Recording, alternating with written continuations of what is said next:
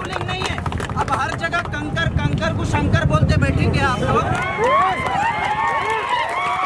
और अप्पू गौड़ा, आपकी ticket cut हो गई अब गुलबर्गा साउथ। पुलिस वालों से मैं कहना चाहता हूँ, पुलिस डिपार्टमेंट से रिक्वेस्ट करना चाहता हूँ, जिस वक्त सिद्धलिंगैया स्वामी वो चोर, वो डाकू, वो गुंडा, उसको 2 साल पहले जेल भेजा था हमने। और आलोक कुमार आईपीएस आलोक कुमार जी ने जेल भेजा था उनको, वो शायद भूल चुका है। 2 साल तक वो आवाज नहीं उठाया। अब बिल में से बाहर आकर बात कर रहा है, उसको भी सबक सिखाना है। वो पत्थर नारियल फोड़ने के लिए या फिर मन्नत के साथ 3 उंगलियों से उठाना या 2 उंगली से उठाने के वास्ते रखा जाता, वो शूटिंग नहीं है। अस्सलाम वालेकुम रहमतुल्लाहि व बरकातुहू।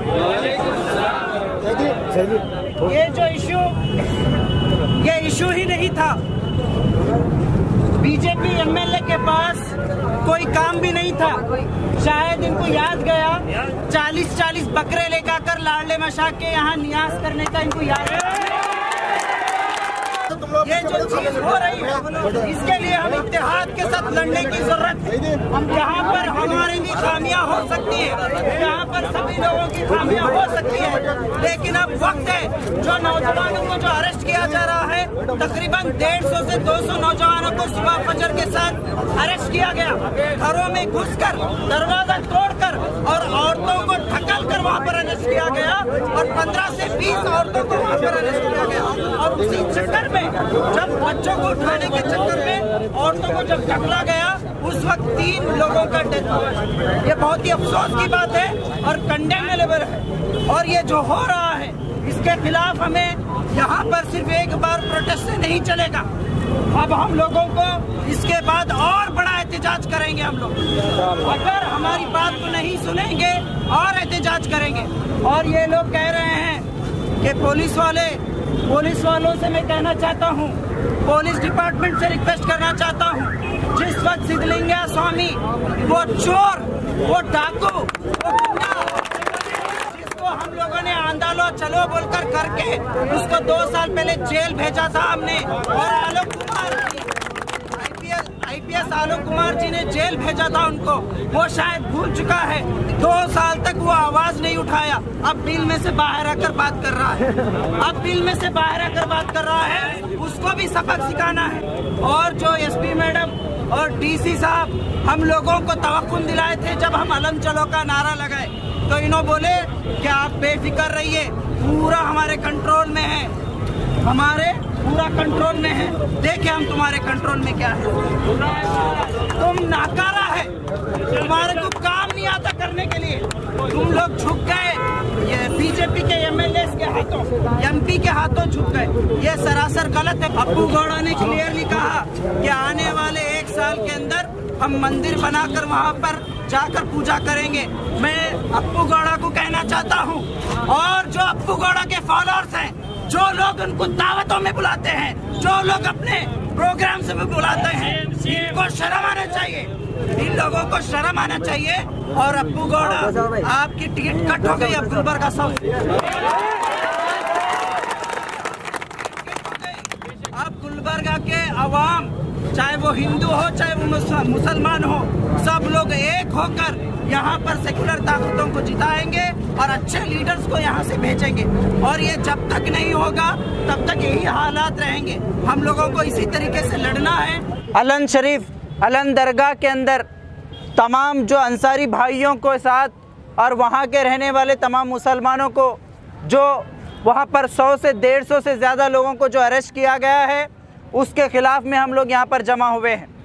और उसके बाद वहाँ पर जो फेक केसेस कर उन नौजवानों को अरेस्ट कर वहाँ पर जो जुल्म ढाया गया, और वहाँ पर जब अरेस्ट करने के टाइम पर जो दरवाजे तोड़कर जब पुलिस घुसी, उसके अंदर घुसने के बाद वहाँ पर रहने वाले 3 लोगों का डेथ हुआ है।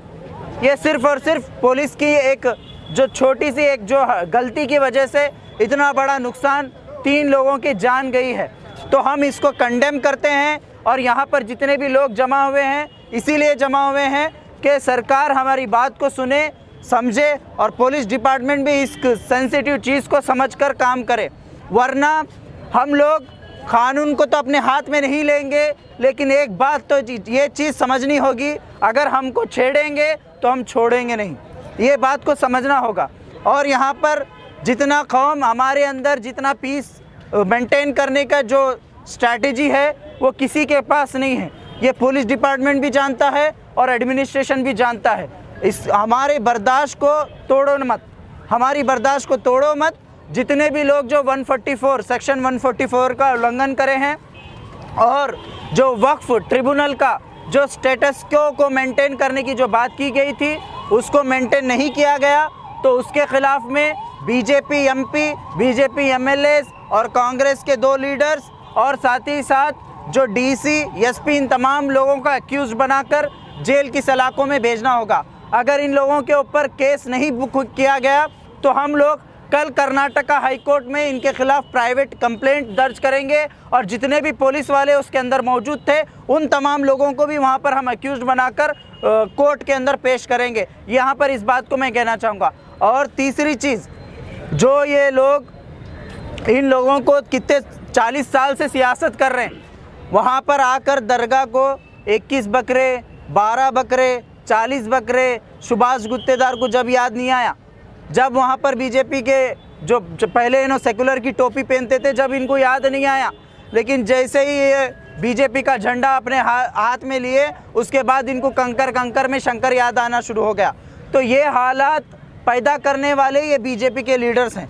इन लोगों ने जिस तरीके से वहाँ पर वो जो पत्थर को शंकर लिंग बोलकर जो कर रहे हैं, अभी स्वामी जो सिद्धलिंगय्या स्वामी, एक चोर जिसको 2 साल पहले जेल में भेजा गया था, 2 साल तक कुछ नहीं बोला, ये जेल में जाकर आने के बाद पूरी पुक हो गई थी। लेकिन अब 2 महीने के बाद जब BS बम्मई जैसे ही इख्तिदार में आ गए, पूरे लोग पूरे चूहे बिल में से निकलकर शेर बनने की कोशिश कर रहे हैं। तो हम इनको कैसा दबाना, इनके चूहे का जो ये रहता पेस्टिसाइड जो रहता वो कौन सा देना, वो हमारे को अच्छी तरीके से आता है। तो हमारे हिंदू ब्रदर्स और सिस्टर्स को समझना है, हमारे हिंदू कम्युनिटी के लोगों को भी समझना है कि ये नफ़रत की सियासत जो चल रही, इसका मुंह तोड़ जवाब अगर देना है तो मुसलमानों के साथ आपको खड़ा होना होगा।